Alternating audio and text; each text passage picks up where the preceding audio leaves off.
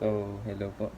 Magandang umaga, tanghali, hapon, gabi sa inyong lahat. So, ako nga po pala si LST Kun. So, ba't ko nga ba ito ginawa itong channel na to? Ginawa ko po itong channel na to is para lang po talaga videoan yung mga pangyayari ko sa buhay. Mga ganun lang.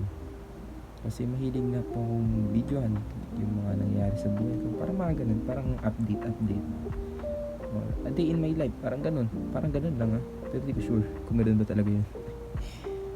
Tsaka isa din po talaga sa pinaka purpose kung ba't ko po ito ginagawa is gusto ko pong improve yung sarili ko. Ano ba ibig sabihin ko na improve yung sarili ko? I-improve yung mga habits ko, yung mga pangyayari ko sa buhay, yung pagiging time management siguro, yung mga importanteng bagay. Gusto kong unahin yung mga ganun na pangyayari sa buhay ko.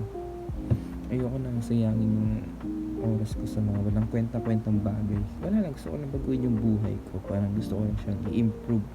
Kasi parang ito yung way ko na pag-i-improve sa buhay ko. Parang ito yung way ko pag-video sa sarili ko. Mga ganun.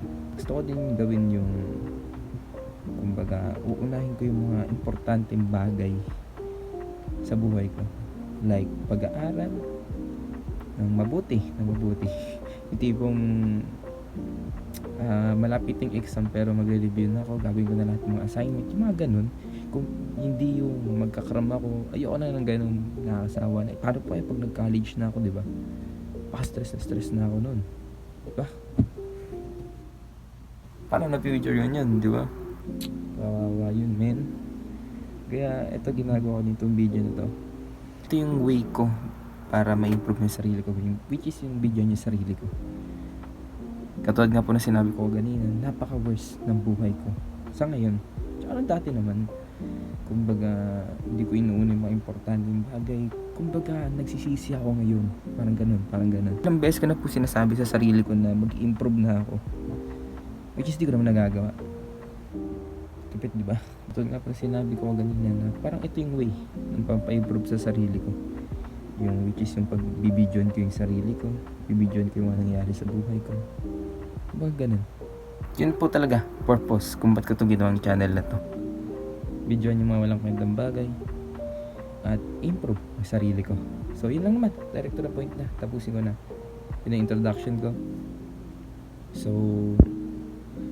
kita-kits na lang ulit sa mga kung may ma-upload pa ba akong mga pangyayari sa buhay ko or mga walang kwenta mangyayari.